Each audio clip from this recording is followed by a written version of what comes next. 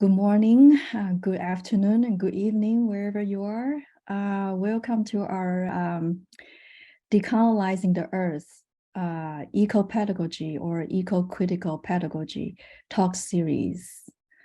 My name is Chia-ju Chang, and I'm the chair of Modern Languages and Literature departments at CUNY Brooklyn.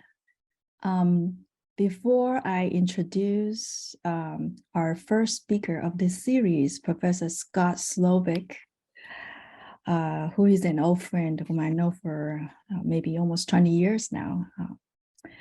Let me first use this opportunity to express my gratitude to my primary sponsor and co-sponsors. I would first like to thank Professor Gaston Alonso. I don't see him here, but I'd like to thank him for his overwhelming support and encouragement. This event without him, it will not be able to come into fruition. Now I'd like to thank the department chairs at BC who supported this event. I have received overwhelming support from the chair of our school's Humanities and Social Sciences. 19 chairs actually supported this event, so you can just see how this is a much needed topic. And finally, I would like to thank the overseas co-sponsors from Taiwan, China, Singapore, and India. And I can see, well, okay, let me move to our speaker. For many of you, or for a lot of you, Scott does not need introduction, but nonetheless, I will still introduce him very briefly. Professor Slovic is one of the most internationally recognized eco-critic, or what is called environmental humanities scholars. He served as founding president of ASLI, is the Association for the Study of Literature and Environment, which is now the largest scholarly association in ecocriticism. Scott has also served as the editor-in-chief of ILE, which is Interdisciplinary Study in Literature and Environment. And ILE is now the leading journal in the field of ecocriticism. Scott has published numerous books and edited and co-edited many anthologies. And the most recent one include the co-edited volume, Nature and Literary Studies by Cambridge University Press. So without further ado, let me welcome Professor Slovic. And before I turn the Zoom floor over to Scott, let me talk a little bit about the schedule. So Scott will give it about an hour talk, followed by a Q&A section. And during the talk, we'll silence the chat room, okay, and reopen it after he finishes his talk. So, and you can raise your hand and I'll call you in order, or you can also leave your questions in the chat.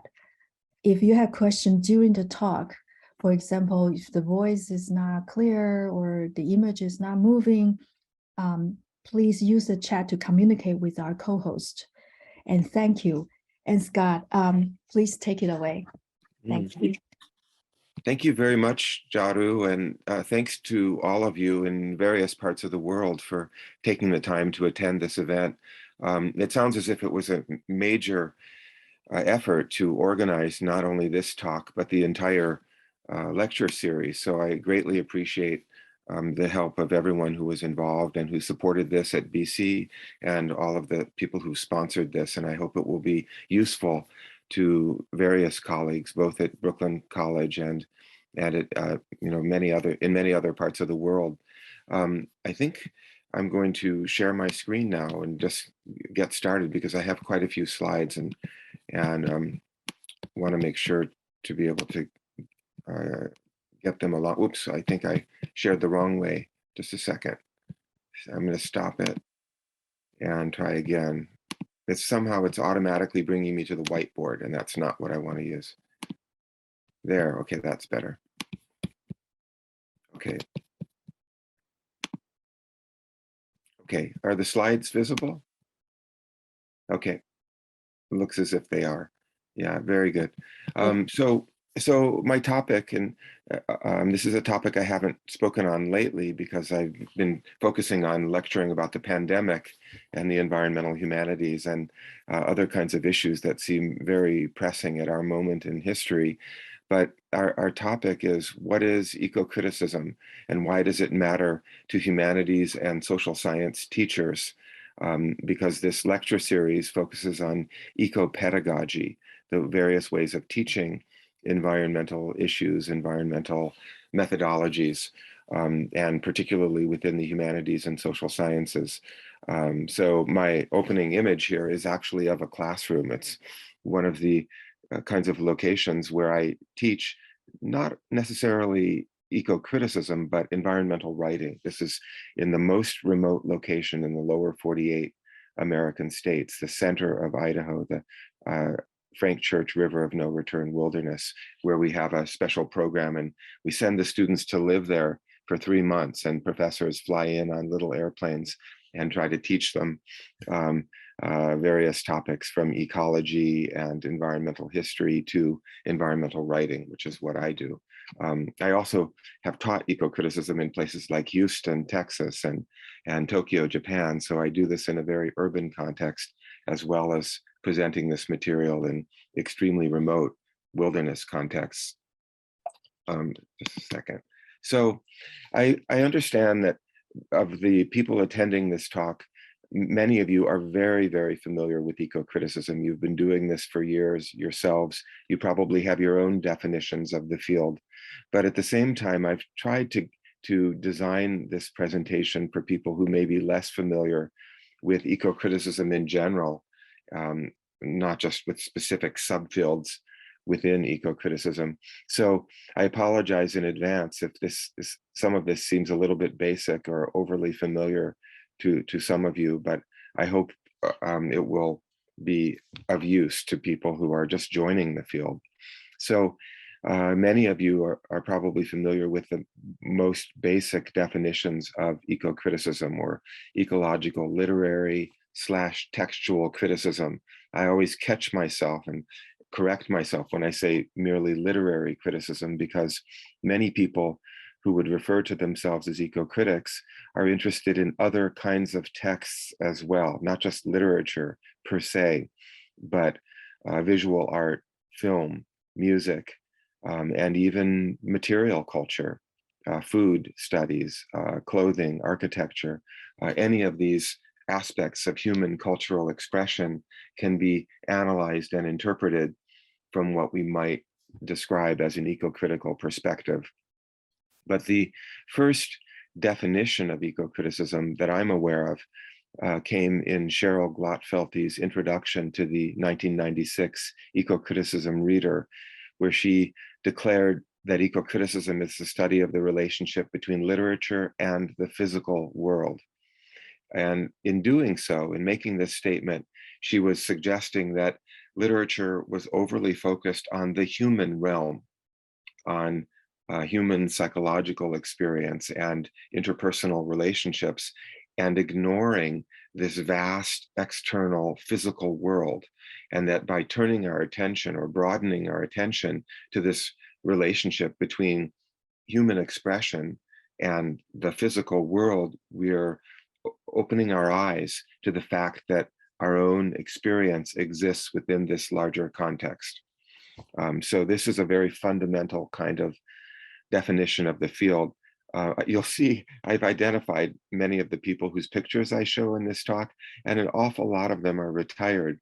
We've aged with the development of the field. Many of us were just beginning professors in the 1990s when we worked together to launch this discipline, and a lot of us are now moving on to other activities.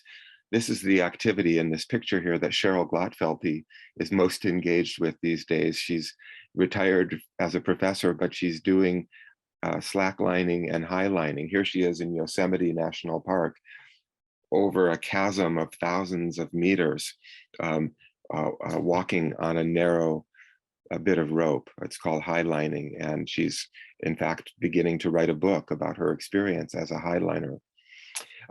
David Maisel, also retired from Colorado, wrote in this somewhat flippant and playful way that eco-criticism is the study of literature as if the earth mattered. And to me, this is an interesting, flippant way of saying, well, we should all be performing some kind of eco-critical analysis because the earth does matter. There would be no literature, there would be no humanity if we didn't have an earth to support us. So if we believe the earth matters, we should be paying attention to it as we practice our analysis of cultural texts. I felt that some of the definitions were a little bit narrow and specific. And so decades ago, I developed a somewhat broader definition where I suggested that eco-criticism is the study of explicitly environmental texts, literary texts or other types of cultural texts, from any scholarly approach. If the environment or human-environment relationships are foregrounded in the text, you can pretty much adapt any kind of analytical approach or interpretive approach. And as far as I'm concerned, that would be a mode of eco-criticism. Or on the other hand, if you scrutinize the ecological implications and human nature relationships in any kind of text, even if the text seems on the surface to be oblivious of the non-human world, the environment, you can search for these kinds of ecological implications or human nature connections, even in the absence of nature in a text. You can study the way characters behave when they're removed, isolated from the physical natural world. So this is my very broad, encompassing definition. Some people feel that these previous definitions don't put a fine enough point on the possibility that eco-criticism will reveal certain things about human thinking regarding nature that might lead to a kind of activist intervention to protect habitat, to protect species, to protect resources needed for human survival.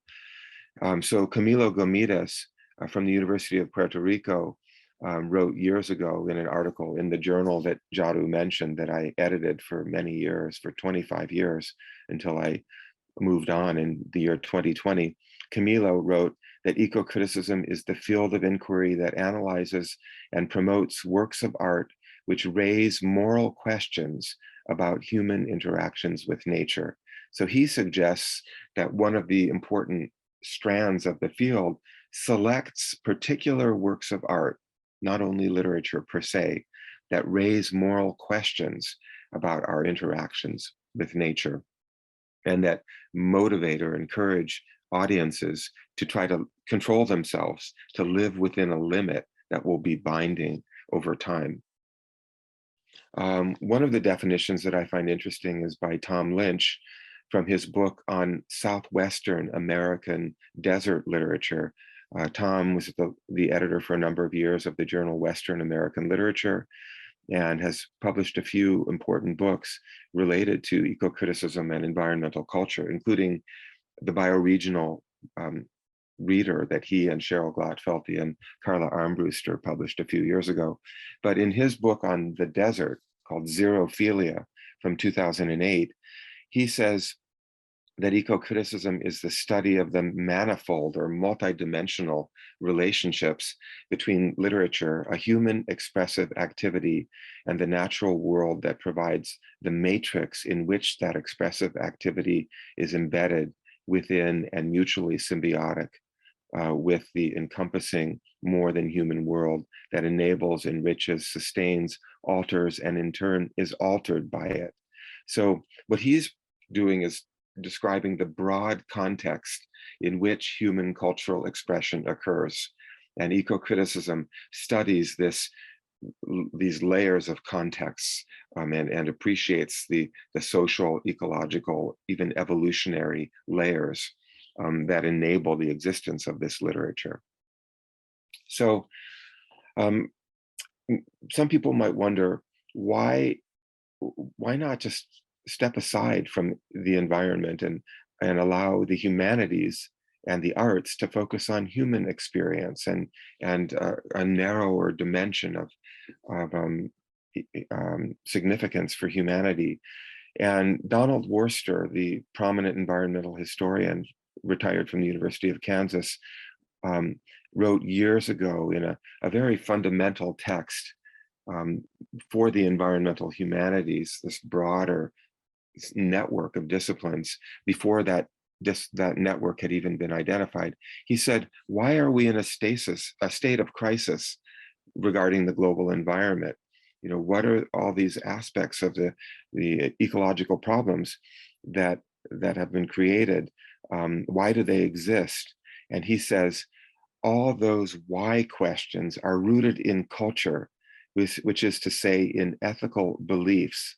He says natural science, this is from his 1993 book, The Wealth of Nature, natural science cannot by itself fathom the sources of the crisis it has identified. For the sources of our ecological crisis lie not in the nature, the physical world that scientists study, but in the human nature, and especially the human culture that historians and other humanists have made their study.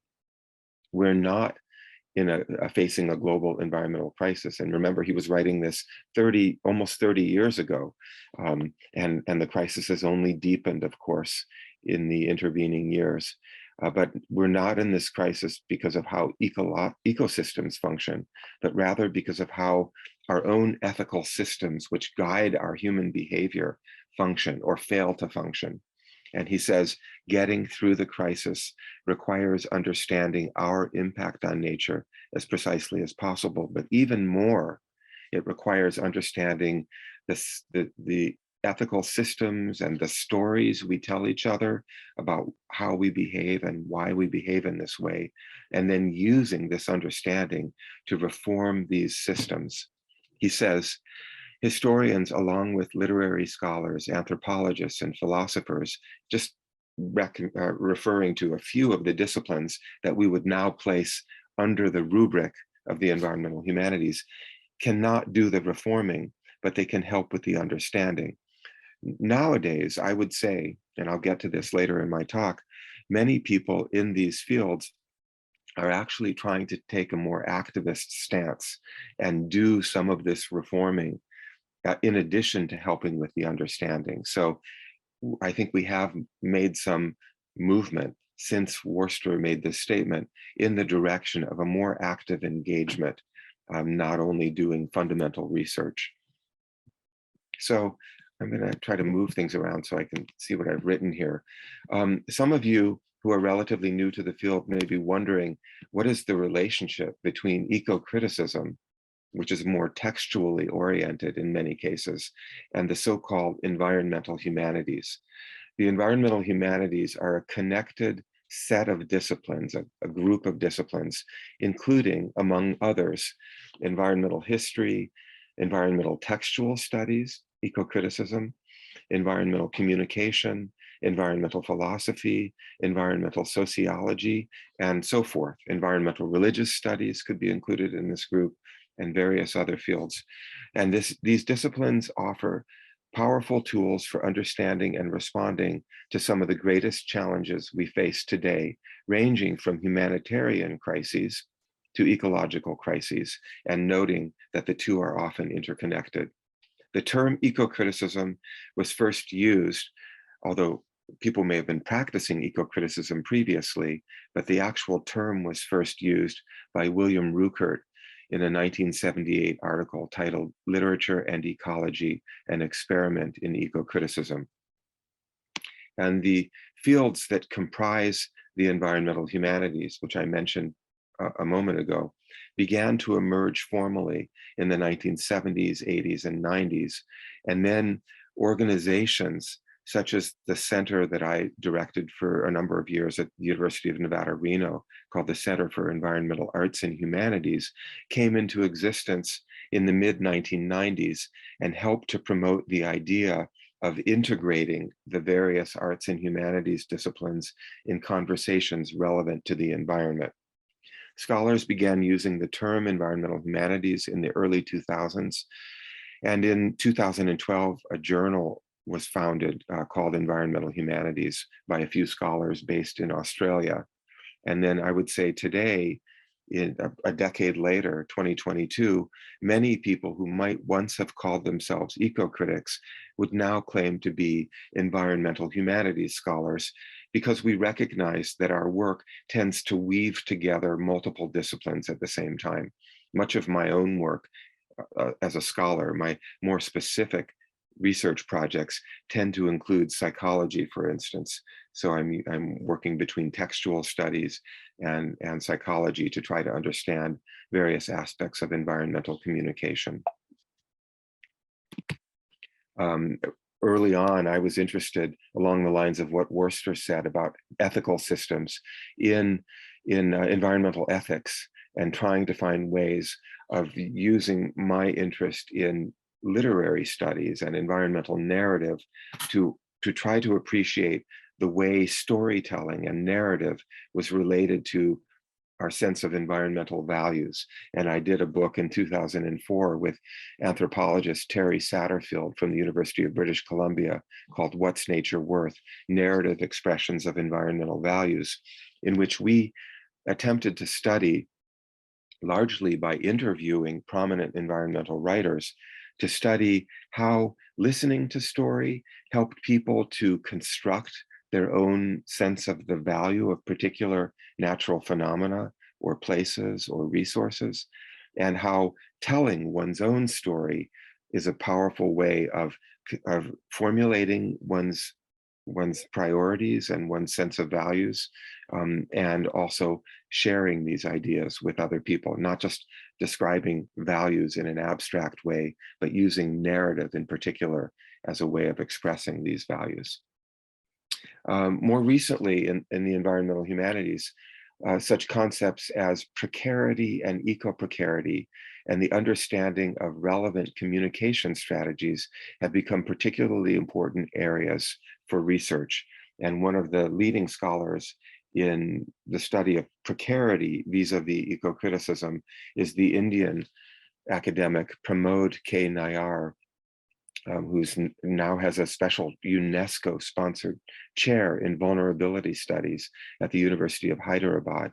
Pramod first began publishing on this subject in 2017 when he produced the book Bhopal's Ecological Gothic: Disaster, Precarity, and the Biopolitical Uncanny, focusing on the literary traditions related to this industrial disaster that occurred in 1984, and focusing essentially on human precarity. And then he expanded his thinking 2 years later in a book called Eco-Precarity: Vulnerable Lives in Literature and Culture, that expands precarity to the planetary realm, arguing that eco-precarity emphasizes the contingent nature of the earth, the fragile, uncertain nature of the earth itself, the beauty, fragility, and singularity of the planet we inhabit, which we stand to lose if we do not take care of our only home. In recent years, scholars have also begun doing empirical studies of the impacts of particular narratives on audiences. And one of our attendees today mentioned that he's working on a PhD dissertation in empirical ecocriticism, which I'll come back to much later in this talk.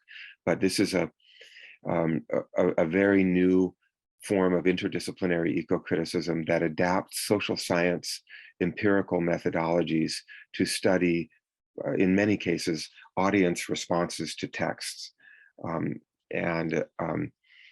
using interviews, focus groups, surveys, and sometimes doing controlled experiments to study the impact and the efficacy of this literature.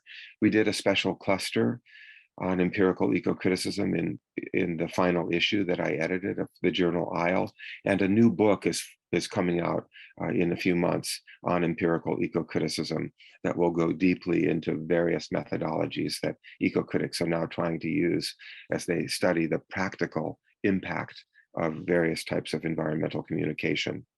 Well, for a long time, scholars have been trying to ask, well, what is the specific methodology of ecocriticism? What do ecocritics do? Or is ecocriticism more of a general movement, of a perspective, rather than an actual set of analytical strategies? Lawrence Buell, very well-known ecocritic who's done a number of overarching studies of the discipline, in 2005, in his book, The Future of Environmental Criticism, said that the environmental turn in literary studies, and he might have said textual studies more broadly, is best understood less as a monolith, as a single practice or single strategy, than as a concourse of discrepant practices. And when I hear the word concourse, I think of a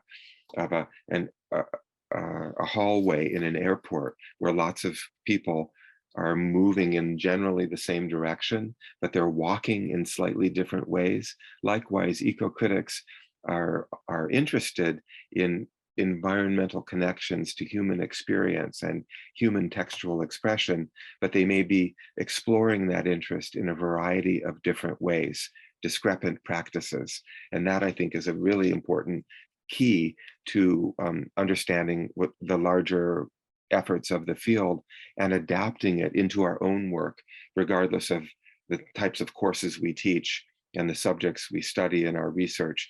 There's the possibility of making this adaptation. Some scholars in the field have been concerned about this broadness and flexibility.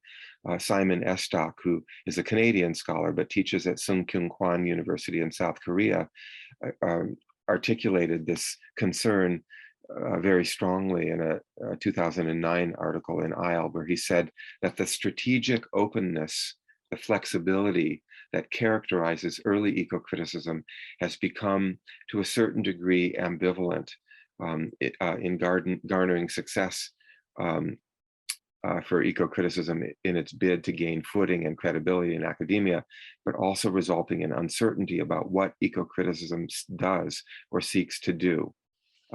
So he said it was strategic to be so flexible when we were drawing people into the field in the 1990s and the early 2000s. But at this point, he was arguing we need a much more precise methodology. However, I don't feel this uncertainty about what ecocriticism does and what it seeks to do.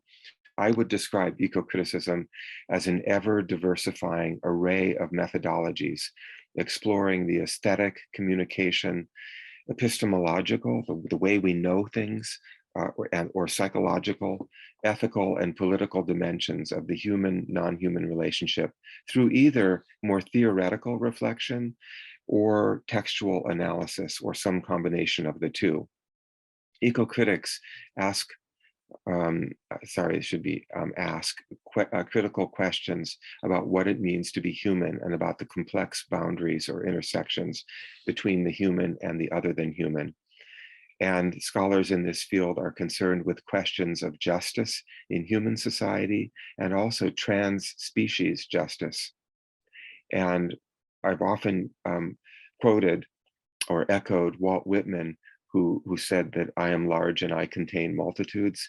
Ecocriticism as a field is large and contains multitudes of people doing different and overlapping things.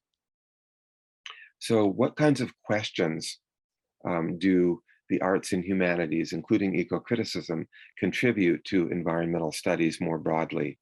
These are just a few suggestions to give people a sense of the array of approaches and concerns within the field. For instance, how do we perceive and understand information about natural phenomena and processes and our relationship to the non-human? How do we perceive this information? How does the human mind begin to understand this information? These are epistemological questions. These are the kinds of questions that cognitive psychologists study, and ecocritics are interested in these as well, and approach them through various types of textual analysis. What kinds of communication strategies have proven effective in conveying information about non-human subjectivity, complex systems, and inhumanly large or small phenomena? These are questions that people in communication might ask. What is the role of beauty in our responses to nature and to various modes of human communication? For years, eco-critics tended to veer away from beauty as a subject until a few years ago, a collection of articles called Ecocritical Aesthetics appeared, actually trying to explicitly foreground beauty as an important concern within human thinking about the natural world and our relationship to the world. Why and how do we develop certain moral codes to guide our actions toward nature and toward each other? Why do we so often ignore existing codes, moral codes? An ethical or philosophical question that goes along with what Donald Worster was asking in the passages I mentioned earlier. Why do we, and particularly, why do we so often ignore these codes? We understand what the guidelines are for proper and improper behavior, but we have various reasons for sometimes ignoring these codes. How do we understand the boundaries of human identity and our relationships with other species and non-human forces? These are the kinds of questions that post-humanist scholars and people working in new materialism or material eco-criticism find themselves asking. And how are our attitudes toward and treatment of other humans akin to our actions toward the non-human? Ecofeminists began asking these kind of questions years ago in the 1970s and 80s, and more recently, environmental justice scholars and post-colonial eco-critics have found different ways of asking these kinds of questions. You could say that pluralism, many different approaches, or fostering a biodiversity of ideas is the overarching methodology of eco-criticism. I don't know if this would satisfy my friend Simon Estock, who I think is sometimes seeking a much more precise approach, such as his own theory of ecophobia and in trying to describe human negative reactions to the natural world and identify these in various kinds of texts. But eco-critical methodologies are flexible. Even individual scholars often change approaches from one project to the next. It's practical, oriented towards solving analytical, cultural, and ecological problems, and it's porous. I especially like this idea that each eco-critical methodology readily absorbs and cooperates with traditional and avant-garde interpretive strategies from within the humanities and beyond. So often you see people developing new approaches by meshing together vocabularies and analytical strategies.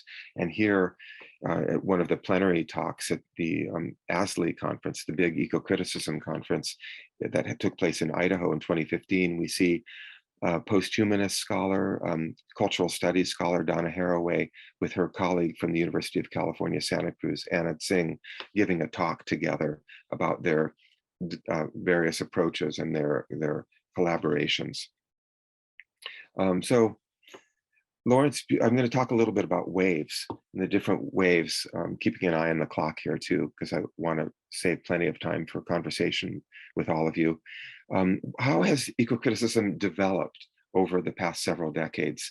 In his 2005 book, Lawrence Buell talks a little bit about the first and second waves, or an initial founding wave, and then what he calls a revisionist wave of eco-criticism, identifying two waves. And he says these waves tend to overlap with each other, although new strategies and theories seem to be developing within the field, representing a revisionist perspective. The first wave continues to run strong.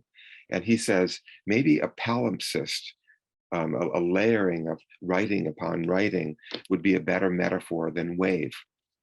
Buell was taking the wave metaphor from other bodies of scholarship, such as feminist theory, which had frequently been described as first, second, and third wave feminism. So I picked up on this, and working with colleagues such as Joni Adamson from Arizona State University, began writing various articles and introductions, developing the wave concept. So I have a whole series of essays at this point describing different types of waves. And even in this one piece, sorry, the numbering, it got messed up here, the piece Seasick Among the Waves of Ecocriticism, an inquiry into alternative historiographic metaphors in the environmental humanities. I analyze the various types of metaphors that might be useful in describing the development of academic fields. And at that point, Joni Adamson and I had described a third wave. I had also been writing about a fourth wave, and it started to feel as if many of these waves were beginning to to disrupt each other, and I was feeling a little bit seasick among them, and that's why I made that reference in my title there. But I think many of us in the field do feel that the wave theory helps us to identify new phases in eco-criticism.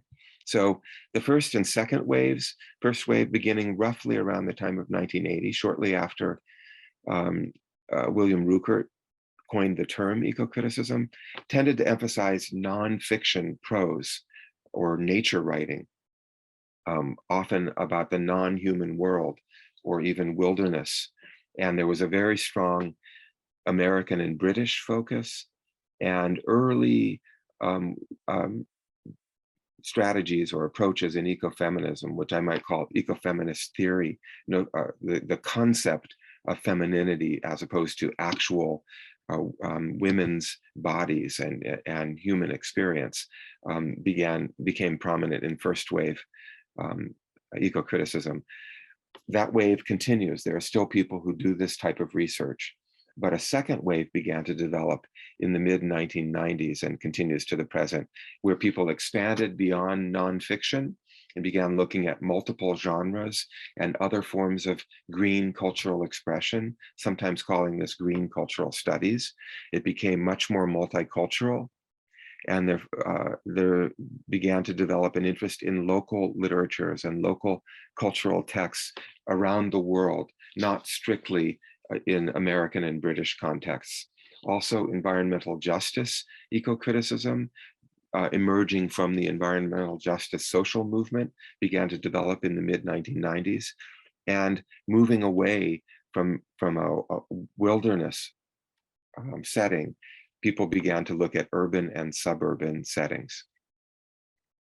And because this lecture is being hosted by Brooklyn College, I thought there might be a particular interest in urban eco-criticism. And there's been a whole series of people studying urban ecologies, cities from an eco-critical perspective. And one of the scholars, Michael Bennett, I forget exactly which City University of New York campus he's been teaching at, but he's done a few studies in the journal Isle, such as this piece from 2001 called From Wide Open Spaces to Metropolitan Places, the Urban Challenge to Eco-Criticism.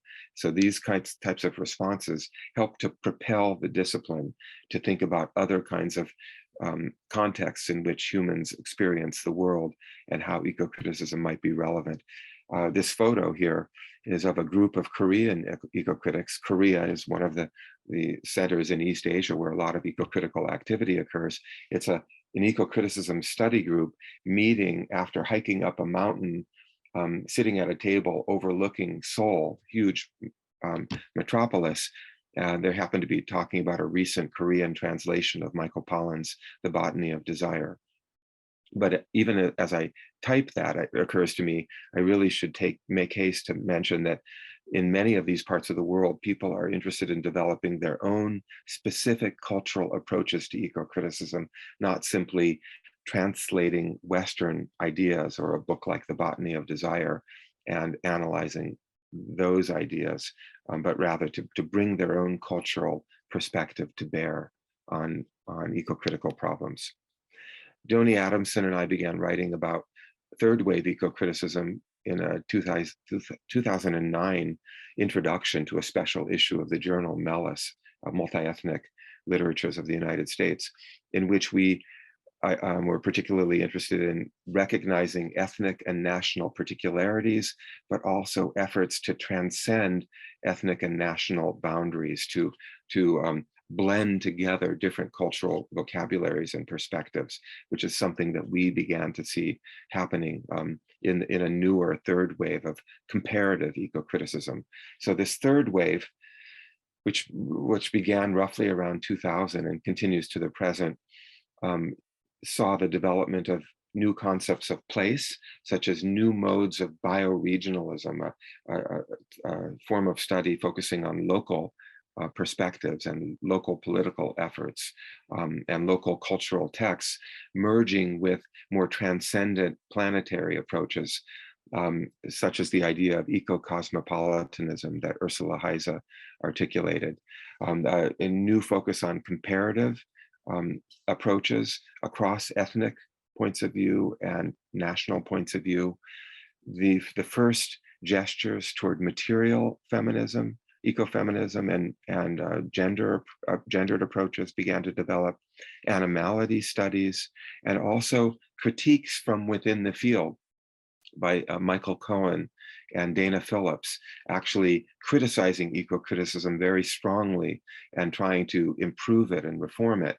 And the rapid maturation of eco-criticism, I think, is reflected in the emergence of these critiques, which at first I thought were unnecessary and overly harsh, perhaps even dangerous to the field. But now, in hindsight, I recognize these critiques as helping with the progress of the field. And also an interest in many different approaches to activism began to develop around the year 2000. I'm going to move a little bit more quickly now, but Buell, in his Future of Environmental Criticism, is interested in the notion that it's hard to be locally focused during an era of cosmopolitanism and global forces influencing the way all of us live.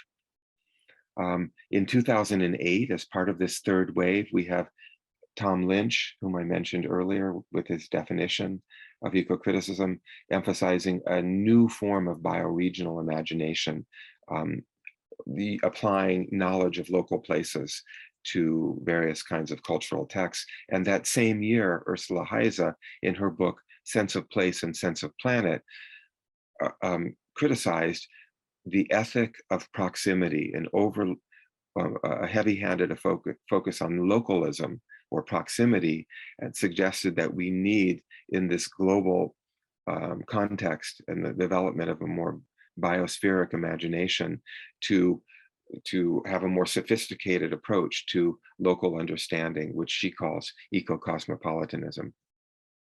Also, as part of the third wave, we saw a number of North American eco-critics focusing on particular ethnic groups and forms of expression. And just a few examples of this would be John Gamber's book from a Native American perspective called Positive Pollutions and Cultural Toxins, emphasizing issues of purity and mixed-bloodedness in Native American environmental writing. Kim Ruffin's work on African American environmental expression, her 2010 book, Black on Earth, African American Eco-Literary Traditions. And then Priscilla Ibarra from the University of North Texas, who worked for years on finding the right vocabulary, the right language to describe Latinx environmental experience, particularly Mexican American literature. And she finally hit upon the concept of the good life, not sustainability, not kind of ecological awareness, but this desire to achieve the good life, the proper life, with a kind of balance between human needs and activities and the more than human world, which she articulates in her 2016 book. And I realized that the overarching title of this lecture series is Decolonizing Pedagogy. And I'm not placing a very hard emphasis on decolonization, but the decolonial project is one of the major ideas in the book that Priscilla and other colleagues emphasized in their collection of Latinx environmental writing, including ecocritical writing. The idea of identifying oppressive and exploitative social structures and pushing back and reversing these structures to the extent possible through humanistic study and teaching. And this is strongly emphasized. The decolonial part is emphasized in this book, Latinx Environmentalisms. Also, this idea of breaking the boundaries between national categories. Patrick Murphy, formerly of University of Central Florida, was very important in looking for this transnational approach within ecocriticism, recognizing the insularity of many American and British scholars focusing internally on their own cultural traditions and arguing strenuously that we need to expose ourselves to literary traditions and analytical traditions from other parts of the world. And he says this would enable, and I'm kind of blocked on the screen, this will enable critics and readers such as myself who focus primarily on American literature and on any national body of literature to place that literature in an internationally relative and comparative framework. This is from his 2000 book, Farther Afield in the Study of Nature-Oriented Literature. A fourth wave began to develop in around 2008 or so, with the emergence of a new emphasis on materiality, place attachment, corporeality, our bodies and their connection to the world. And Stacy Alamo, one of the major voices in material ecocriticism, in a 2010 article called The Naked Word, the Transcorporeal Ethics of the Protesting Body, includes this image of people on a field naked, their bodies spelling out the word peace. So literally their physical bodies are connected to the planet, to the earth, as they articulate this corporeal connection to the world. I started to write about the fourth wave in an editor's note for the journal Isle in 2012. Trying to identify a new phase, a new type of emphasis that was emerging, not only materialism in general, but a more applied approach, adopting a more encompassing view of human behaviors, looking at lifestyle choices such as eating, locomotion, how we move ourselves through the world, clothing and dwelling, even architecture might be emphasized in this new fourth wave, as I saw it. Two prominent eco-critics of the fourth wave are Alamo, who I mentioned, particularly for her concept of transcorporeality, the movement of physical phenomena from the world into our bodies and out back into the world, and Rob Nixon's idea of slow violence and the problem of apprehending or perceiving large, slow, invisible phenomena. So key concepts from Nixon's work would be slow violence, the structural violence that prevent us from perceiving patterns in society that lead to certain forms of destructive interaction with the natural world and within human culture. Apprehension, the challenge of engaging with slow violence because it's so difficult for us to perceive these phenomena. And the notion of environmental writer activists, that we need these writer activists, and I would also say scholar activists, to help us apprehend threats imaginatively, because they remain imperceptible to our senses, our physical senses.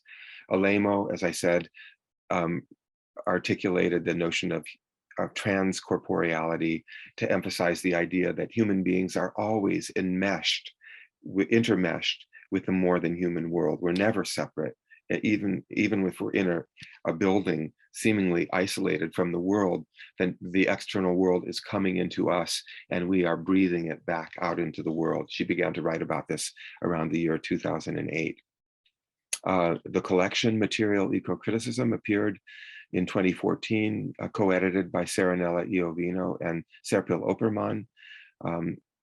Serenella from Italy, Serpil from Turkey, very multinational contributions to this book.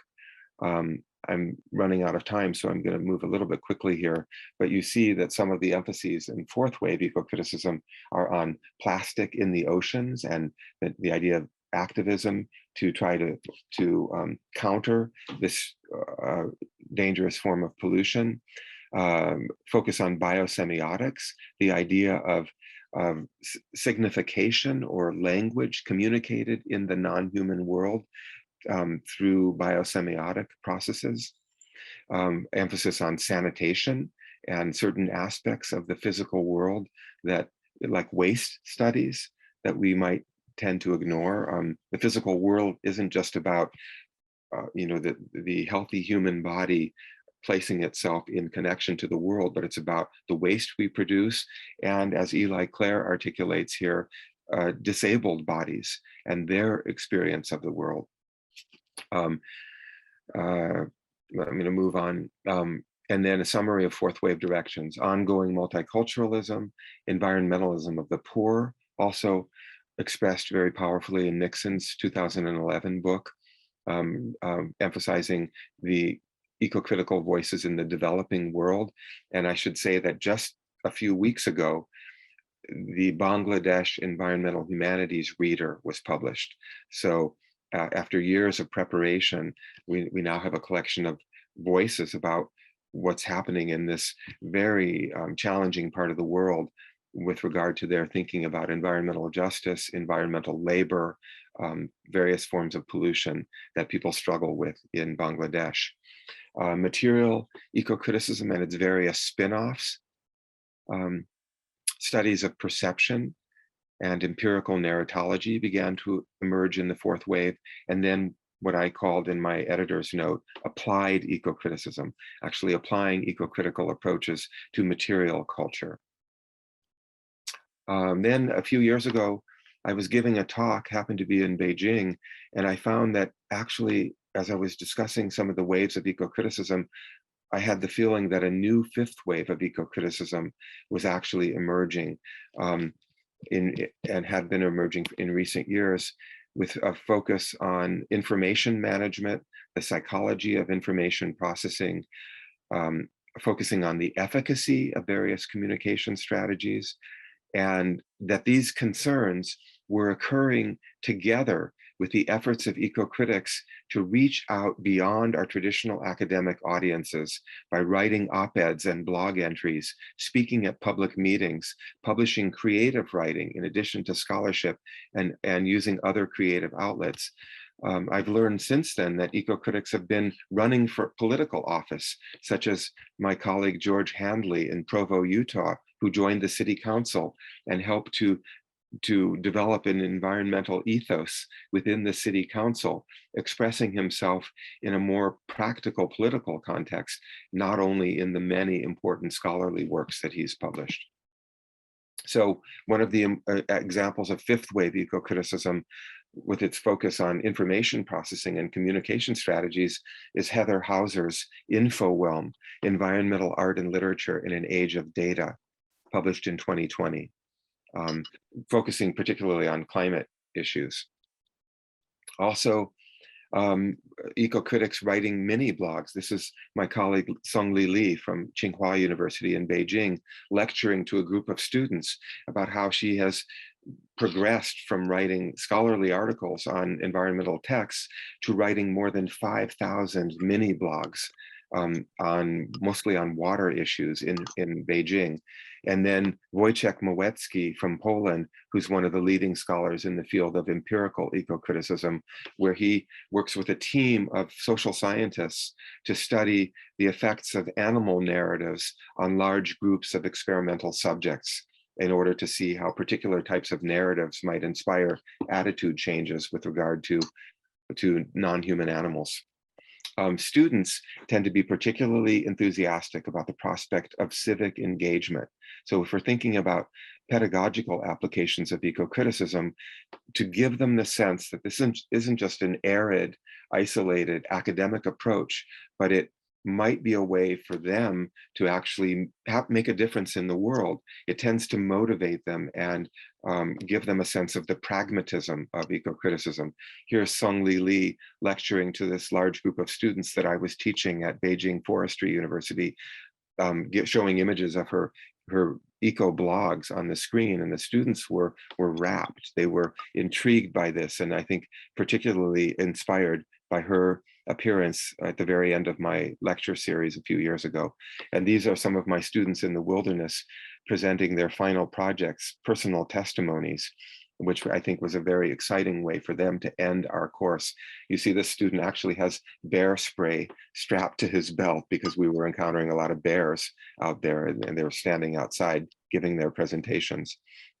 My own fifth wave work includes writing op-eds for the New York Times and other periodicals, and helping with a website called Arithmetic of Compassion, which draws together psychological concepts about our insensitivity or sensitivity to certain kinds of information, and the environmental humanities. For this website where we have more than 100 essays, interviews, and reviews related to the application of psychological and environmental humanities concepts to current issues. I've interviewed various writers, such as Sharman Apt Russell in her recent book on Within Our Grasp, childhood malnutrition around the world. And I interviewed her specifically about her communication strategies, asking eco-critical questions, but presenting them in the form of an interview. Sometimes trying to give voice to people who might not otherwise have a way of voicing their experience of exile from war-torn regions of the world, for instance, and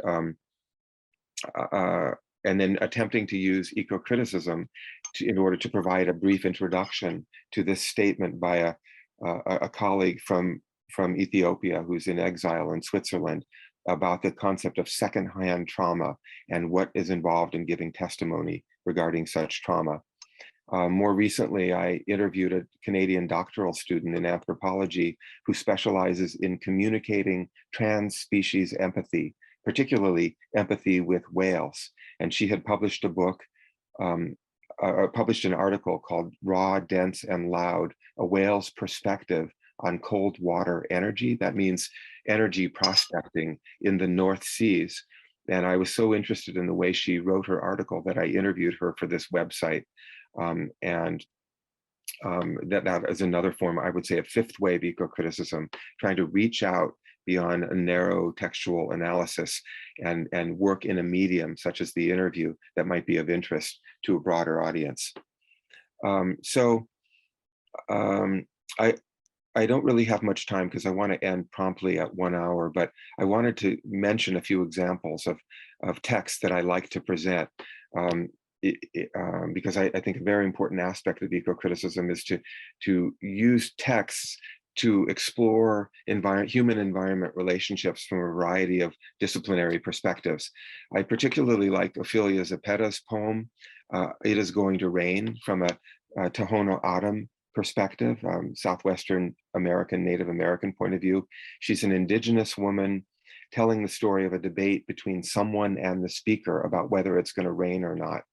And people like Zepeda take rain very seriously because water means life. And you could say that this poem articulates the idea of bioregionalism, the notion that local people who truly understand and care about the resources they need to sustain their society should have the power to dictate how those resources, including water, should be used. Another poem I often like to use is William Stafford's Maybe Alone on My Bike. And this poem shows a very strange conflation of the human speaker with animals and inorganic phenomena, erasing ontological distinctions and Cartesian dualism. The act of bicycle riding enables heightened awareness of the world itself, and this raises questions of appropriate use of technology that helps us to understand our connections to the world rather than our separations from the world. It's also a poem about awe, the feeling of the emotion of awe, which the poet W.S. Merwin said we need to restore if we're going to respond effectively to environmental degradation. And finally, once I was with a group of students in Malaysia, and I asked them to try to think of a text that couldn't be analyzed easily, eco-critically. And one student opened her literature textbook and proposed Wilfred Owen's World War I poem, Dulce Et Decorum Est, Sweet and Decorous It Is, which is a brutal poem about soldiers being blasted with bombs and killed with gas. And it's a terrible poem about suffering and death. And then it ends with, my friend, if you knew all of this about war, you would not tell with such high zest to children ardent for some desperate glory, the old lie, Dulce et Decorum Est, pro patria mori. It's a sweet and decorous thing and proper thing to die for one's country. And to me, this is a critique of blind loyalty to one's political flag, blind patriotism. As an eco-critic, I would say it's a poem about living and dying, that human beings are not exceptional. Human beings are susceptible to mortality, and thus it explodes the old lie about human exceptionalism. In fact, we might not only die as individuals, but go extinct as a species, which is something that's being talked about more and more by environmental humanities scholars. Also, the poem explores the question of patriotism, suggesting that we might be patriotic to the planet or to specific bioregions rather than to abstract nation states. And here, Sarah McFarlane's 2021 book, Eco-Collapse Fiction and Cultures of Human Exceptionalism, is a good example of this critique of and pushback against human exceptionalism, because there is the possibility that our species is susceptible to extinction, along with the many other non-human species that are experiencing this fate. There's the possibility of a lot of innovative pedagogy within the field of ecocriticism and environmental humanities that I hope we might explore in the Q&A, such as bringing students to unusual contexts. In this case, it's a group of wildlife science and natural resource management majors that I work with typically year after year in the writing in the semester in the wild program. And my key takeaways, this is my last slide, are that ecocriticism is a rapidly evolving discipline that's tremendously flexible and porous, mixing easily with other disciplines. It emphasizes aesthetic, ethical, sociological, and psychological facets of environmental experience.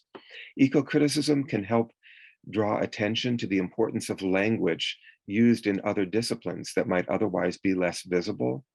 And environmental texts, literature, film, visual art, music, material culture, etc., if used even in small doses in courses across the disciplines, might help to make abstract concepts more tangible and meaningful, more experiential for the students.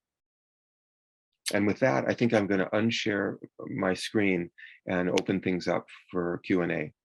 Thanks for your attention. Oh, thank you so much, Scott. Wow, for such a rich and informative talk. I think before I think I'll give everyone a couple of minutes to think about any questions you may have. You can raise your hand and just talk, or you can put your questions on the chat box.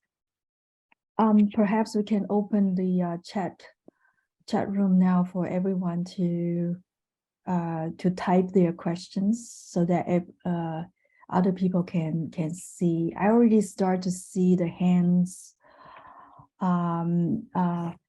So I will save my own my own feedback, and we will start with the questions. I can't see the hand actually. Maybe it's my gallery thing. Who raised the hand? Or should I saw one hands up. Oh, okay. Please go ahead. Can you pronounce your name for us? Thank you. Oh, are you talking to me? I mean, yes, Jeffrey. Sorry. Sorry. So I'm Jeffrey. It's an easy one. Okay. So I have two questions. So the first one is about, I'm interested in knowing your experiences, Professor Slovic, because like I'm trying to integrate eco-criticism in education or in social sciences, but I found difficulties in finding out the conceptual framework, what theory best to generate my hypothesis for my experimental eco-criticism. And then my question is, how did you find the best theory or the theory that is suitable for your empirical ecocriticism, because like there are so many theories, and these theories are, and how did you get it? I mean, like, how did you find it?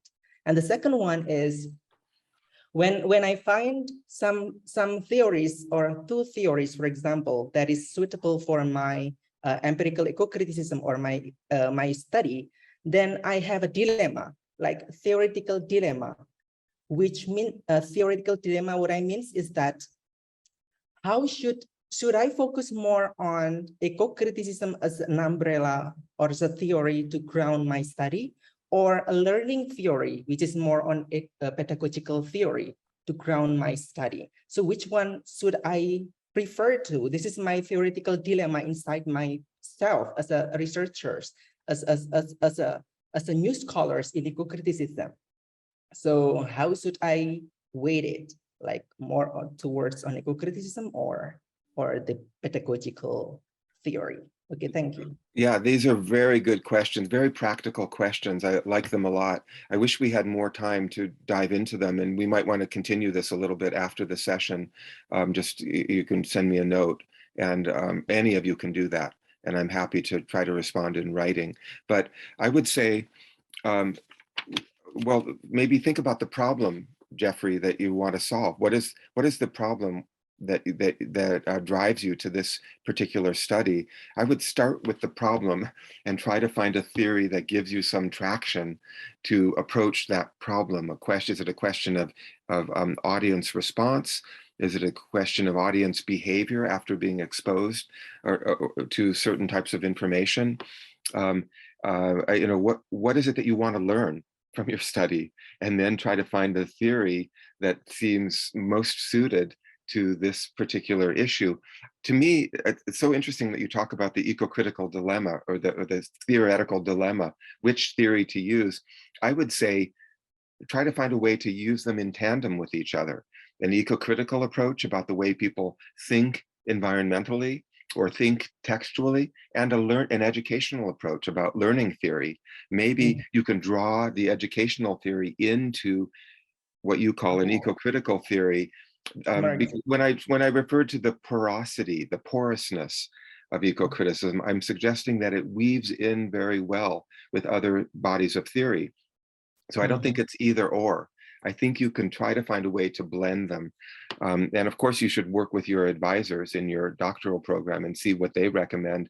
But I would urge you to be experimental, because sometimes in developing a new theoretical vocabulary and perhaps a new methodology, you're contributing to the field, not only by answering your research question, but by exploring an analytical strategy or a strategy for gathering data that other people may not have used. So the methodology is important in itself as a form of discovery. But we can talk more specifically about the theories that you have in mind, but I want to let other people get into the conversation. So thank you for raising that question. Also, I would say empirical ecocritics tend to work as part of teams.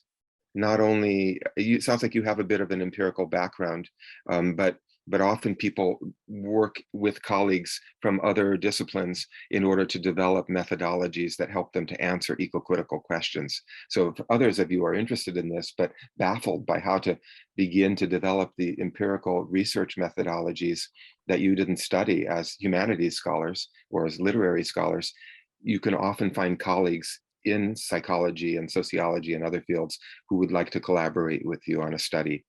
That's been the case with a lot of this empirical research. I see that there are a number of questions in the chat. And Jaru, how do you want to work this? Should we give the priority to another person who raised their hand? And then after that, if we don't have anybody. Okay, Ajana, please. Yeah, hi. Excellent talk, and I am very grateful that you included some of the basics, because I'm from the biology department, and of course evolutionary biology and the nature and all its part, but the heart of the ecocriticism, as I see from your talk, it's most of the time is an after effect, be it as war, be it policy making decisions, be it a migration of the people or pandemic or many others. My question is, it leads to that, it's the modern technology, how we develop as a modern society to ease ourselves or westernization or whatever you may call it, how to predict the impact beforehand, and because some of the development we need to have it and then we will have to measure it afterwards that it has an impact on the on the nature. So it's how to balance these dilemma, and especially how to educate the new generation, because anyway, yeah, go ahead, answer. Yeah. Oh, thank you very much for that question. It's really interesting. I haven't heard people refer to eco-criticism as a discipline that emphasizes after effects or consequences rather than anticipation of what might happen in the future. I do think there are some scholars in the humanities who work in a more speculative way, who emphasize speculative narratives. There's a whole body of literature known as speculative fiction. And it can occur, I guess, not only in prose, but in poetry as well, but to speculate about future experiences or future consequences. And so, for instance, Sarah McFarland, whom I mentioned briefly at the end, who works on extinction studies and extinction narratives, she's using speculative texts, looking ahead toward imagined futures. And there's a large body of literature, much of it these days focusing on climate change and anticipating possible future effects of climate change on human culture. Some of it related to technology. You mentioned trying to anticipate the impacts of certain technologies, and there may be degrading impacts on ecosystems and on human viability. And I would say that an approach within eco-criticism that would be relevant would be to work in this speculative mode and look for those kinds of texts. But sometimes also there are historical texts that show how people didn't understand at the time the implications of what they were doing. And you can read a text like that going back in history and then ask students to apply that to contemporary experience. Like, what is there in our experience today that we're not appreciating? And it's sometimes easier to look at a different example far away from one's own life in order to be critical of what's happening in one's more immediate experience. So looking back in history at another case of people who didn't know what they were getting into with regard to the inappropriate or excessive use of technology might very well be applied to a more contemporary context for students. Okay, thank you very much. And I think we have to move much faster now. And the first question in the chat room is, can blue humanities or oceanic eco-criticism might be another approach to look at eco-criticism? Absolutely, absolutely, yes. If it's a yes/no question, I say yes. But the example I referred to briefly by Alemo on plastic pollution in the oceans as an example of material eco-criticism also fits within the blue humanities. And then there are other scholars such as Sid Dobrin from the University of Florida who've done a number of book projects related to the impacts of human action on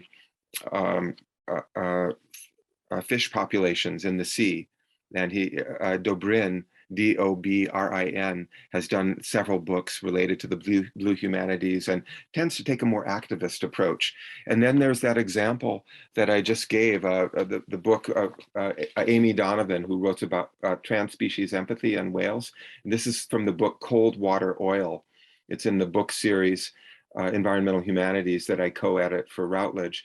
And this is an example of blue humanities that studies petroleum prospecting, petroleum exploration in the North Seas, and from a variety of humanities disciplines looks at that issue. And it's also, I would say, an example of blue humanities. So it's a very active subfield within the environmental humanities. It tends to be interdisciplinary, not strictly eco-critical.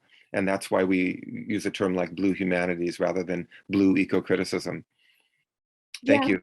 Who is that person? Christopher, I forgot his last name. He produced a documentary film about the ultrabus in the island eating garbage from the ocean.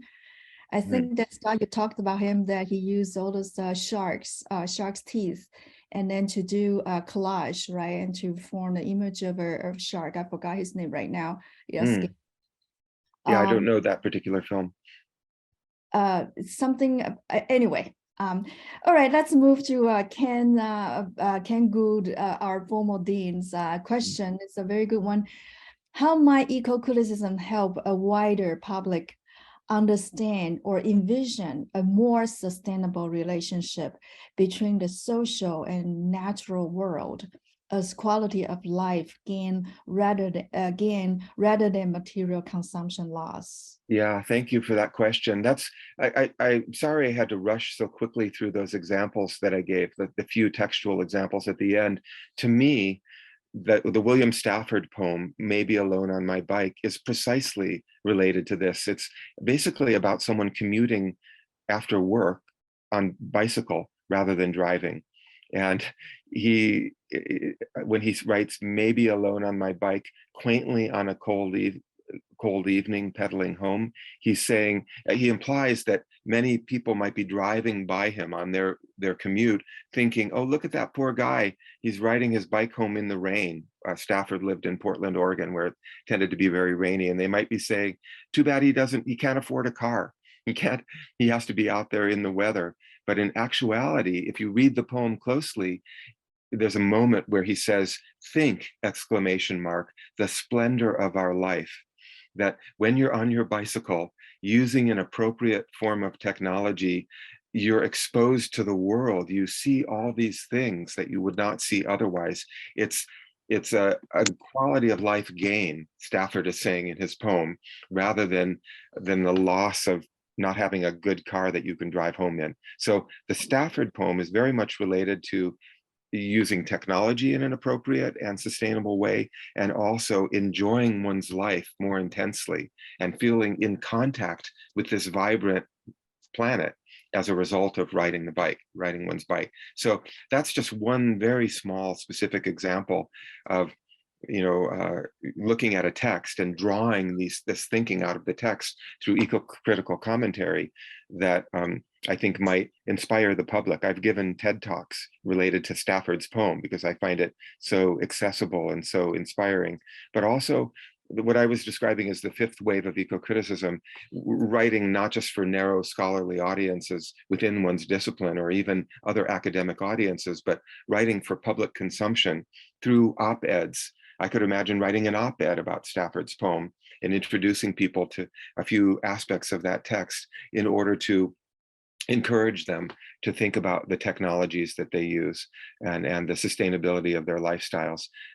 So I would say public-facing eco-criticism, or what some scholars like Mary Beth Gassman, who did a book called Academics Going Public that I refer to a lot.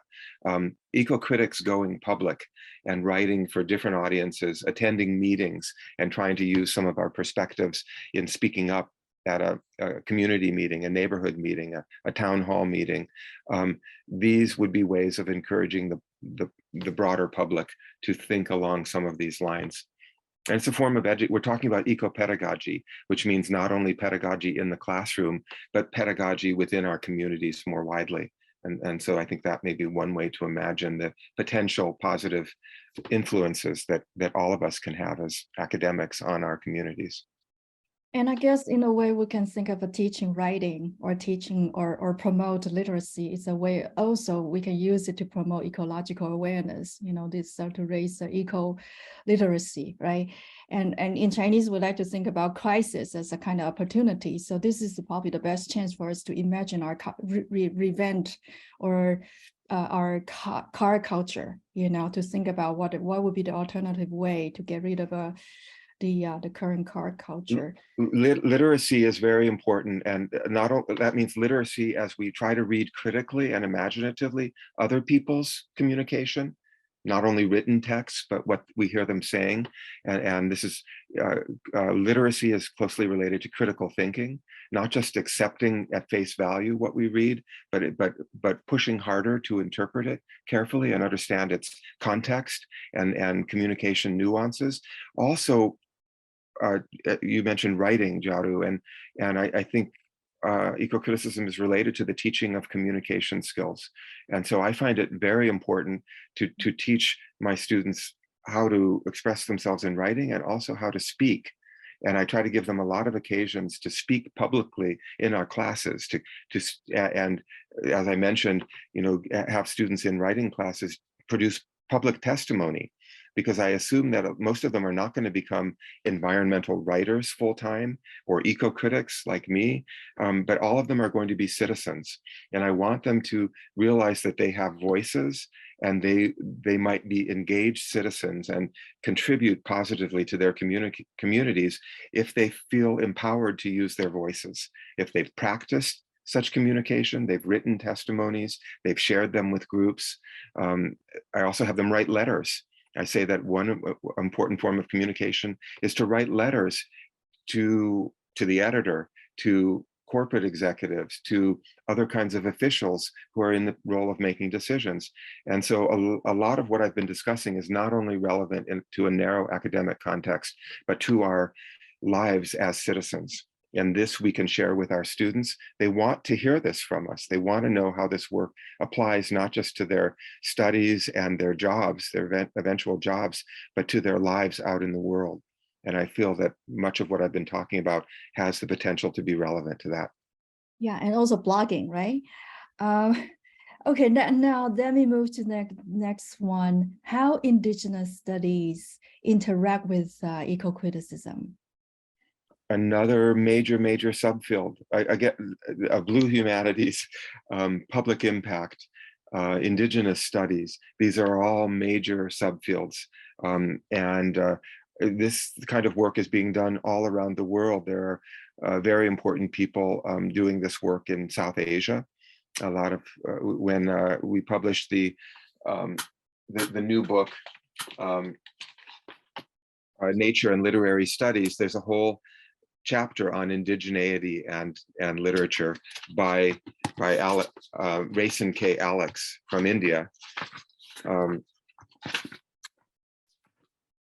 he titles it Indigenous Nature Cultures, Eco-Cosmopolitanism in Northeast Indian Poetry. But interested in the special aspects of Indigenous experience. Often there's a decolonizing dimension to the writing about Indigenous peoples, and the notion that they have been in some ways suppressed and oppressed by nation state mainstream culture, and it's important for them to find their Indigenous voices. Sometimes these are lost. Their voices, their very language, their cultural traditions have been lost because of the subsuming of all of this within mainstream cultures. Gary Paul Nabhan has done this a lot with Southwestern American Indigenous cultures. All around the world, we see people. I have a new collection of writing about African environmental humanities, and there's a strong emphasis on Indigenous local traditions and how to restore these, basically to bring them back to the daylight after they've been sometimes submerged within nation state or multinational cultural perspectives. But this is a very important sub-theme. There's a lot of writing on this in the form of articles and books. Okay, so let's move to the next one. What is your take on climate-induced migrants? Migrants are forced to migrate from one place to another. Yeah, we did a whole special issue of ISLE years ago on migration, human migration, much of it forced by climate change. And so I think it's a very important topic.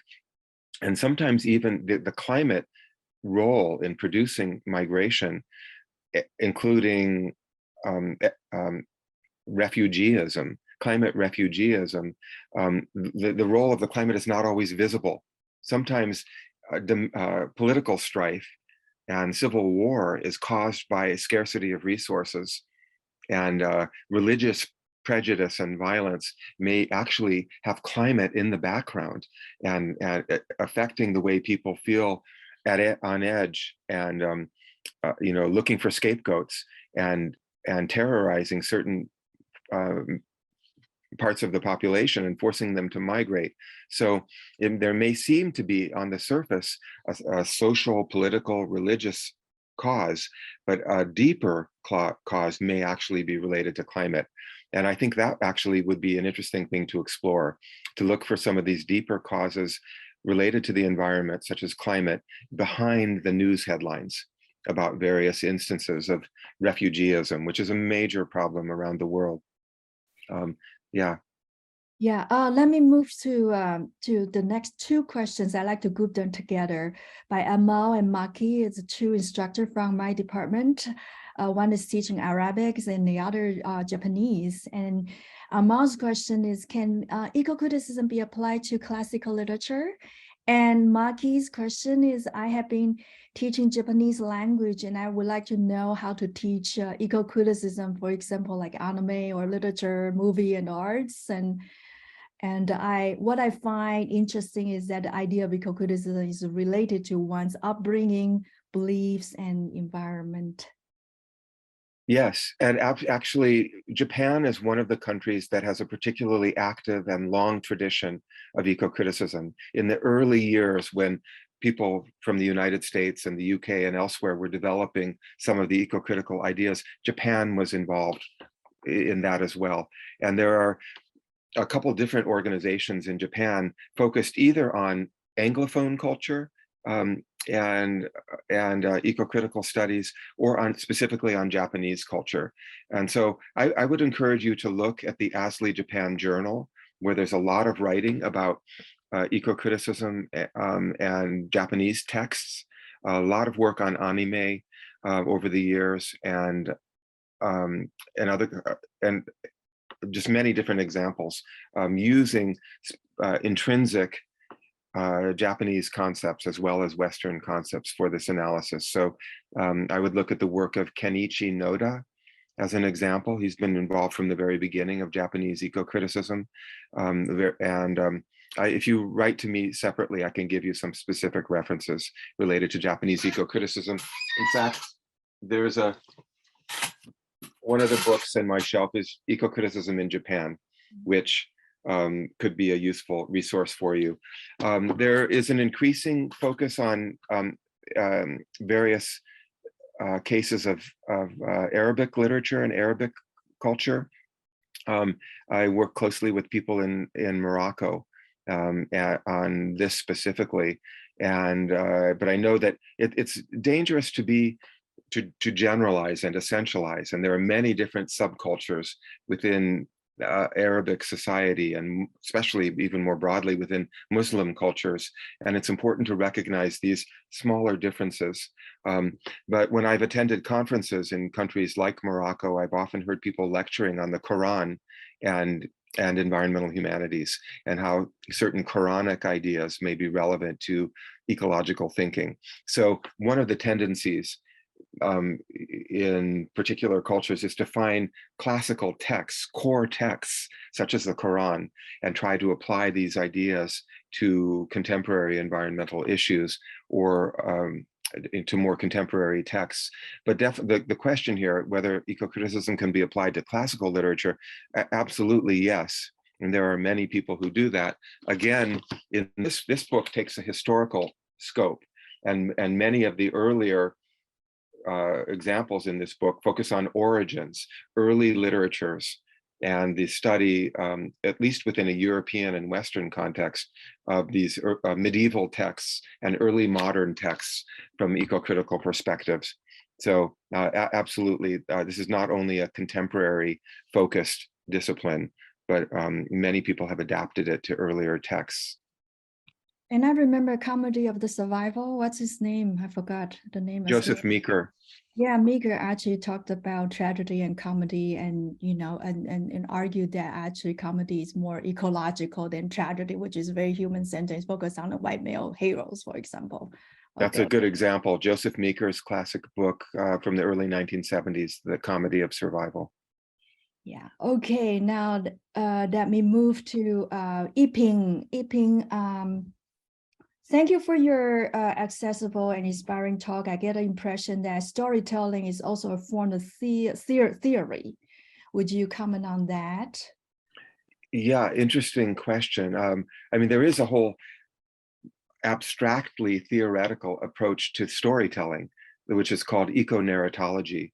And it's one of the rapidly developing branches of ecocriticism, the use of cognitive narratology, how the human mind produces story and responds to story.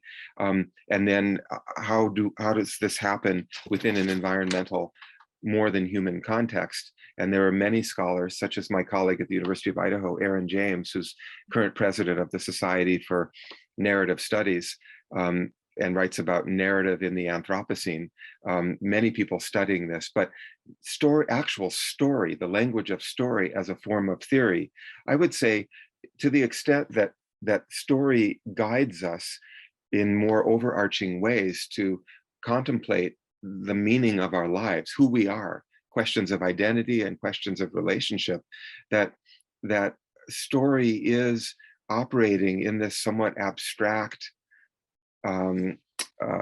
guiding way in our lives. And if that's what theory is supposed to do, to provide this overarching perspective, then I think story can also play this role. William Kittredge, the well-known Western American writer who taught for years at the University of Montana, used to talk about storytelling as a kind of mythology. Even contemporary stories by our current writers, if they're reaching deeply into societal meaning and helping us to think, to ask fundamental questions, then these kinds of stories are operating as story with a capital S, not a small s.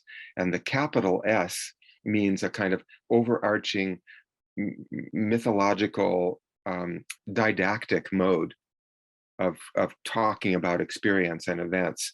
And so in a sense, I would say that story can function as a type of guiding theory.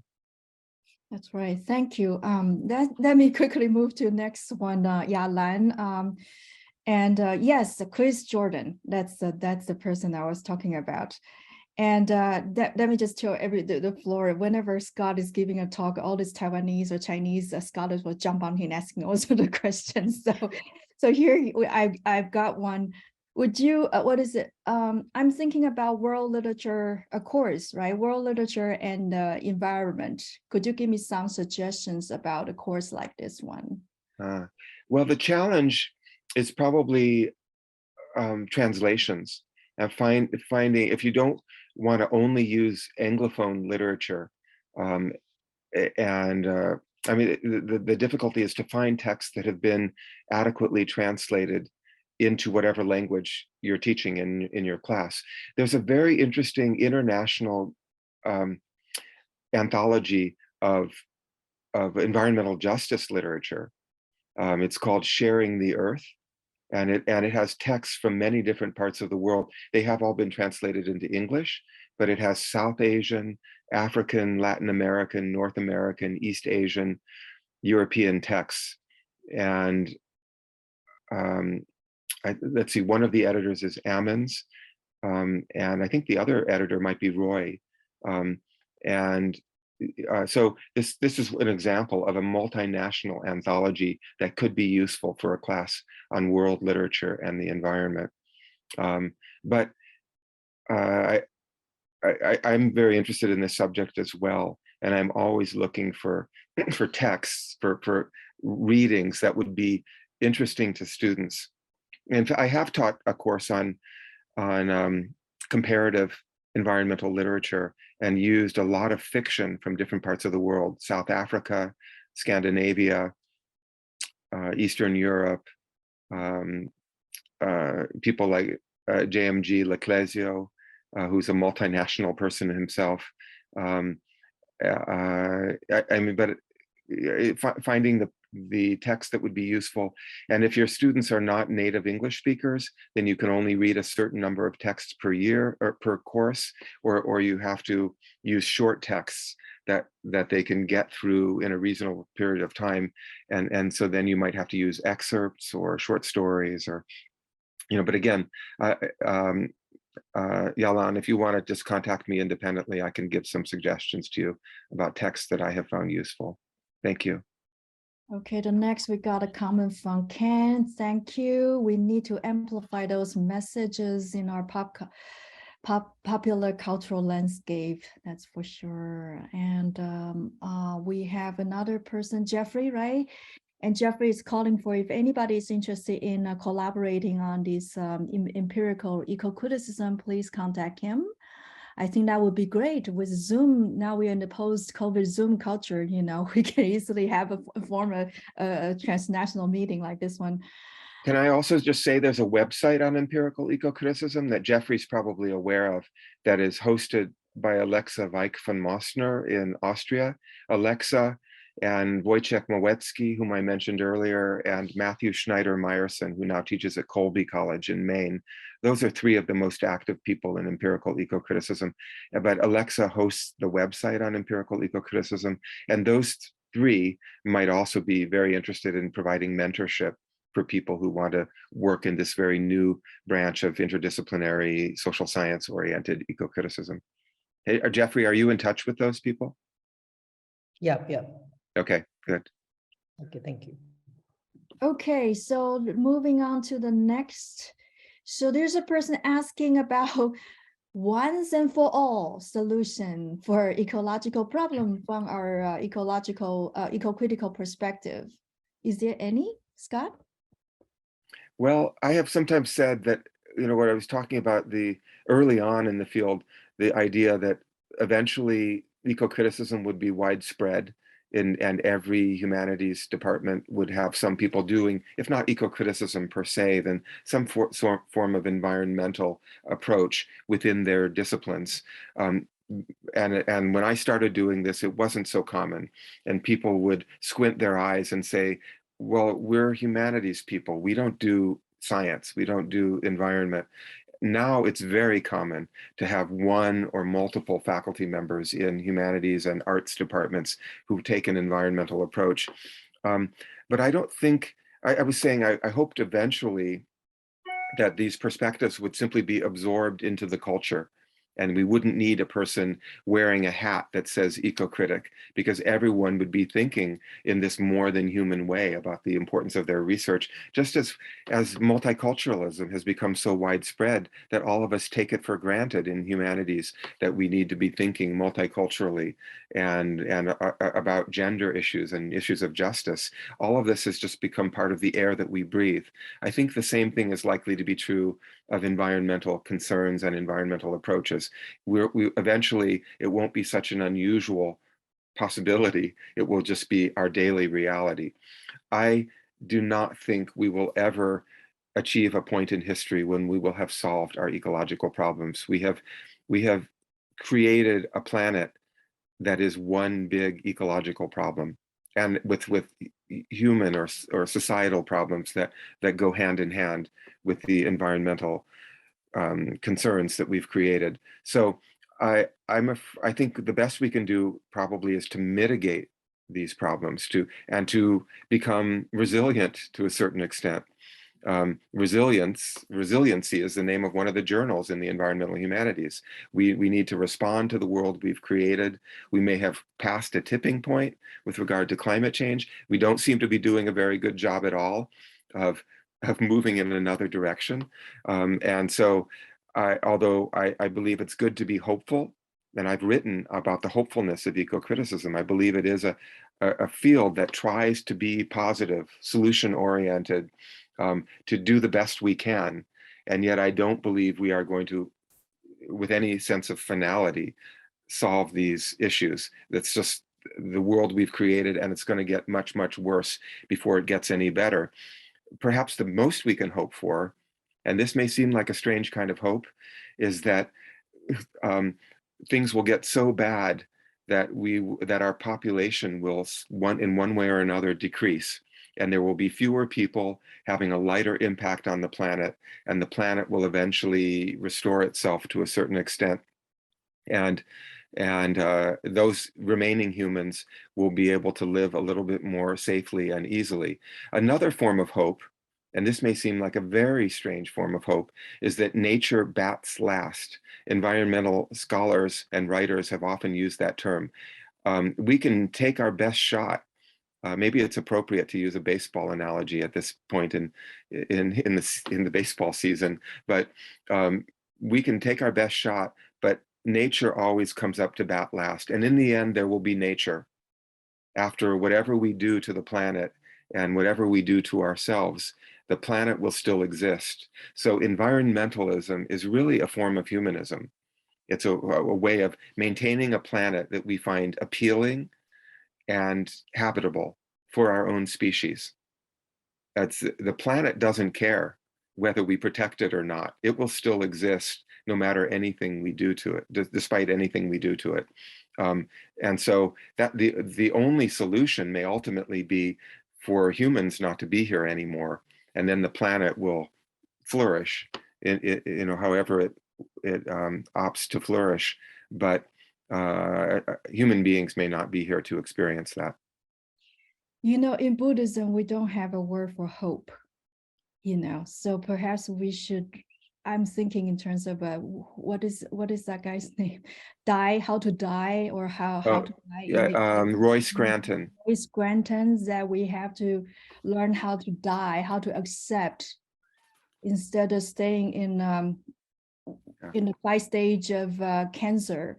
You're still in the stage of denying, hoping for for survival, and can have the cake and eat it too, right? Have our current consumption way of life and way of teaching and way of going about things, and then hoping we will, somehow magical thinking of we will get better. So, okay. I often teach Scranton's book in my environmental humanities seminars called We're Doomed, Now What? Yeah, I think perhaps hope is in a way to accept our current reality. We are still in denial, all right. Moving on to the next, I think traditional ecological knowledge can answer the relationship of indigenous studies and eco-criticism, because both of TEK and indigenous eco-criticism are shaped by the use of indigenous knowledge, cultures, and traditional practices, and focus on the rights of indigenous people and decolonization. Well, thank you, Peter, for that comment. Yes, TEK is exactly the right term to use. And there are scholars in various parts of the world who adapt a TEK perspective. I'm thinking of Yuki Masami in Tokyo, Japan, who uses this approach to traditional Japanese agricultural and food culture. And she uses an ecocritical approach to analyzing food and agricultural practices and writing about these practices as text to be analyzed from an environmental perspective. And I see Robert Jill is here, and he is a psychoanalysis scholar, and I've been also thinking the traditional ecological knowledge, not in terms of horizon, but in terms of a consciousness in the deeper level, where you might not necessarily call it ecological, but we don't have a language for that. When we think of ecology, we tend to think in terms of sort of a biospheric sort of a dimension, right? But ecology is actually, you can go so many different directions, because in terms of interconnectedness, that kind of that you can connect it to a deeper consciousness to talk about our more expensive kind of eco-self or eco-consciousness. Yeah. All right, let me move on to another person, Ina. Okay, thank you for the amazing talk. Do you think that our overwhelming dependence on energy and energetic resources, including limiting our flight, train trips, it's a more practical aspect, right? Encourage our focus on permaculture and its ethics as a step towards a new way of studying writings from ecological perspective? Thank you. And I haven't really thought of energy studies specifically in relation to permaculture. So I'd like to hear more about what you're thinking about that. But the energy humanities are another major subfield, just like the blue humanities.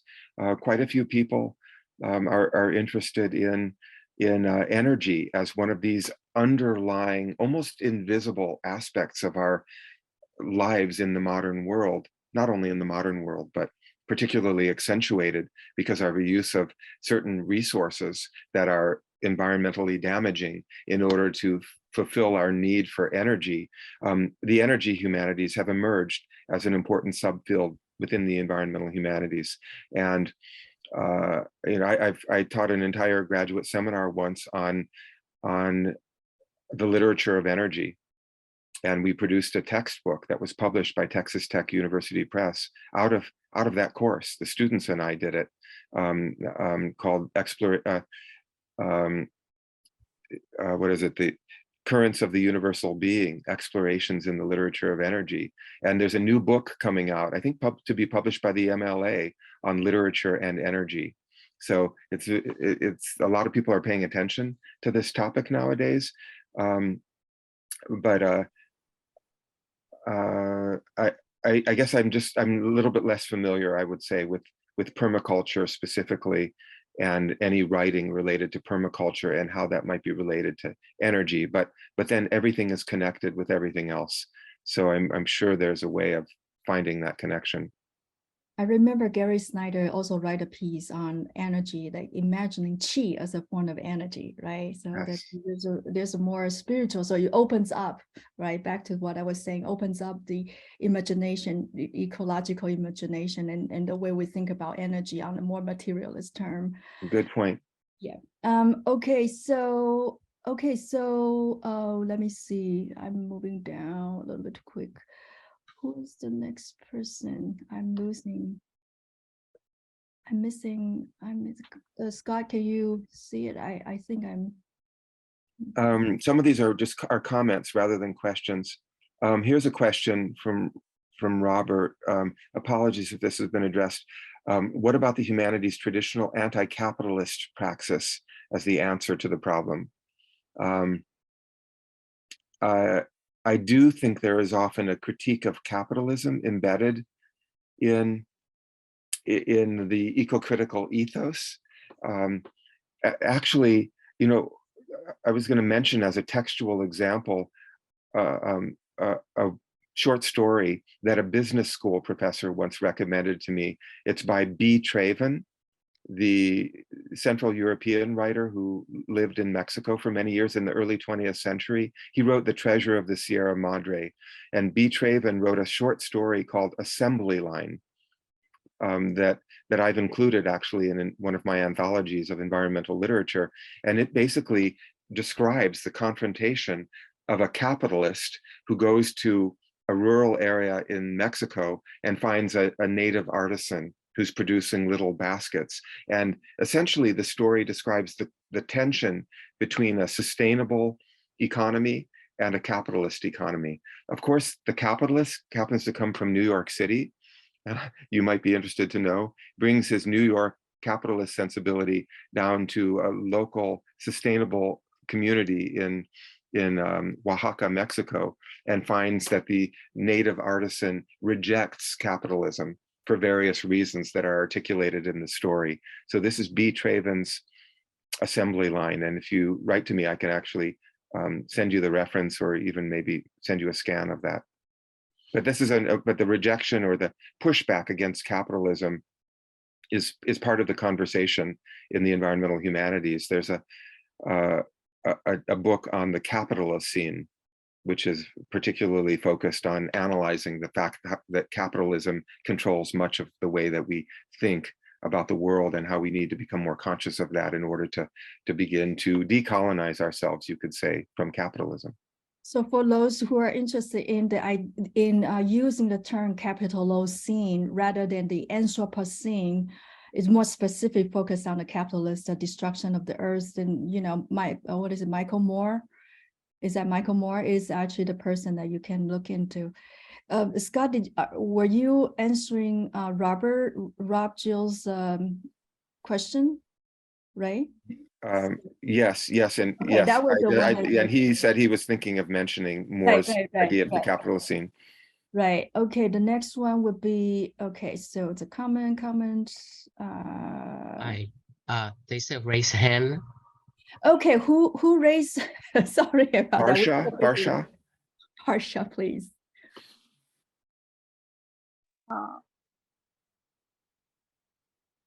Am I audible, Scott? Yes.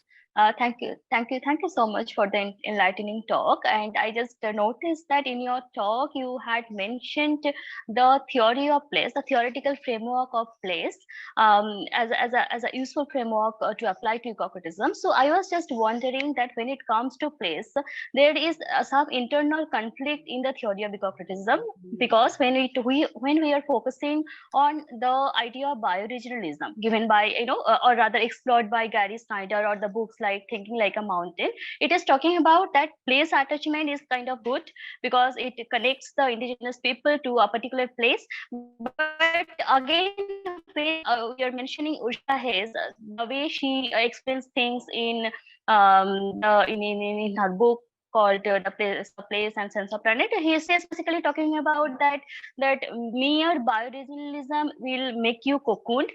You will lose connection from the larger world.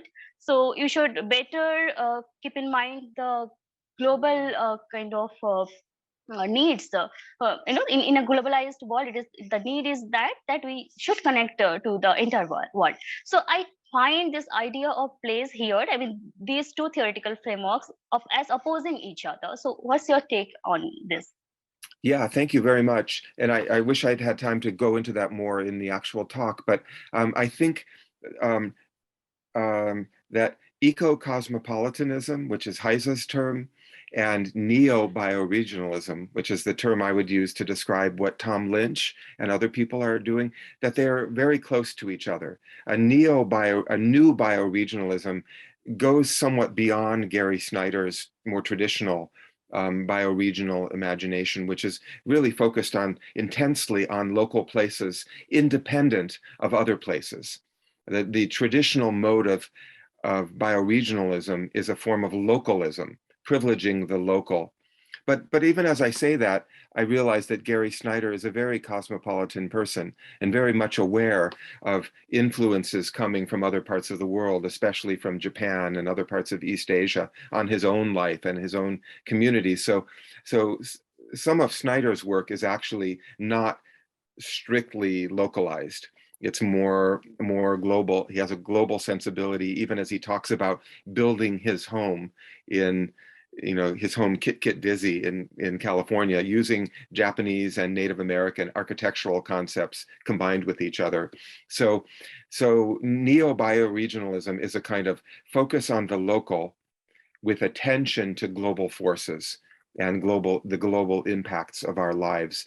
And eco-cosmopolitanism from Heise is similar in that the eco means a kind of rootedness. Sometimes Heise uses the term rooted cosmopolitanism in her writing, that idea of being rooted in a particular place, but having a cosmopolitan understanding of the global forces related to our lives, impacting us, and also which we impact, our global impact through our lifestyle. So this combination seems to be necessary in our lives right now.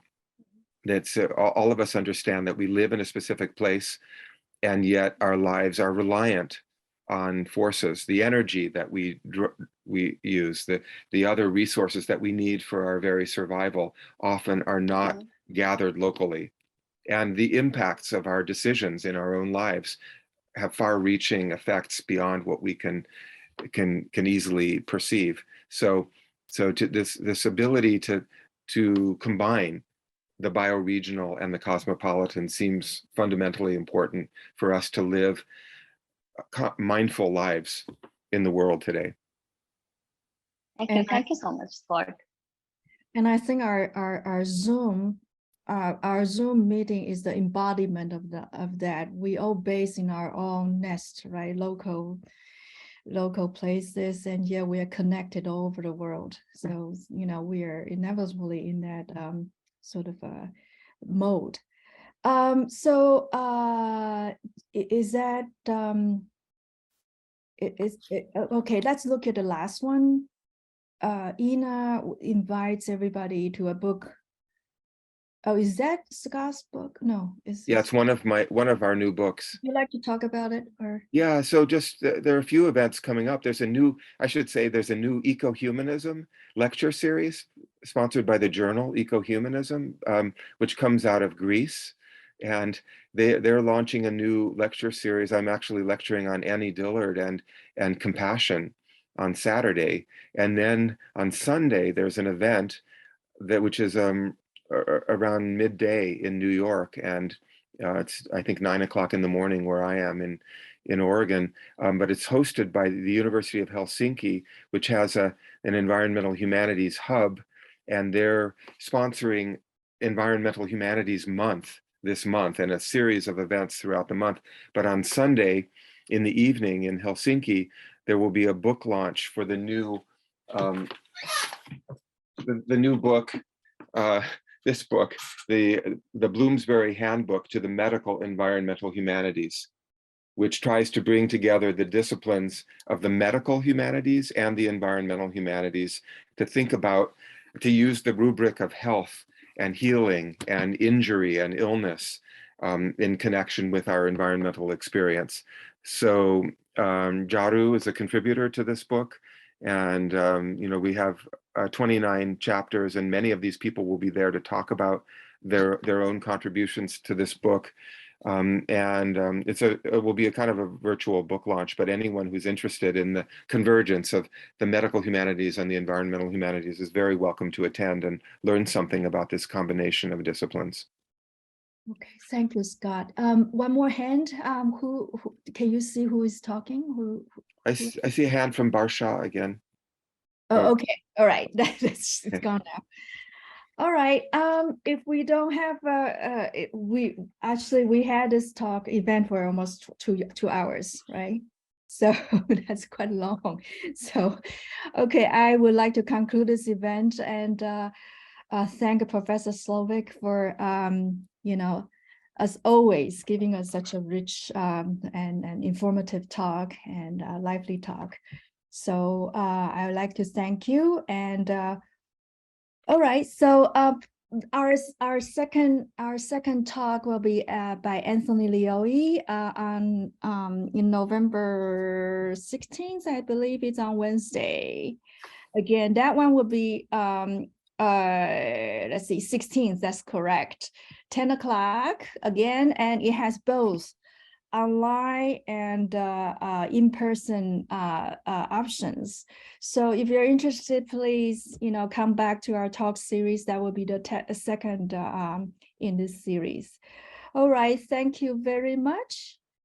So, okay, bye. Thank you.